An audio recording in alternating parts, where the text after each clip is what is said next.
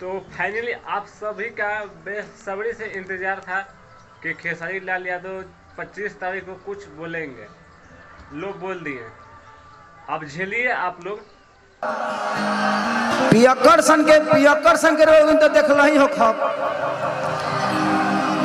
पियक्कर सन के एगो काम जा देख लिए खेसारी लाल यादव क्या बोल रहे हैं कि एक हमारे भोजपुरी में सुपर स्टार है, जो उनका एक गाना क्या बज गया है नेशनल पे, अपने आप को क्या मानते हैं। हमारे भोजपुरी में एक आदमी का इंटरनेशनल कोई गाना है, एक ही गाना है, और खेसरिया का 4 गो है, खेसरिया का 4 गो है। ठीक। और जहां तक बात बोले थे खेसारी लाल यादव को पैर छूने के बाद, रवि किशन बोल रहे थे पैर छूने के लिए, लो जवाब दे दिए हैं।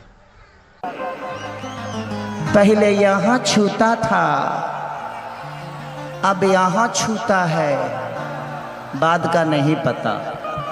बोलते हैं कि खेसारी बड़ा आदमी है, वो कभी हारा नहीं है, ठीक है, लेकिन उसको सब आप लोग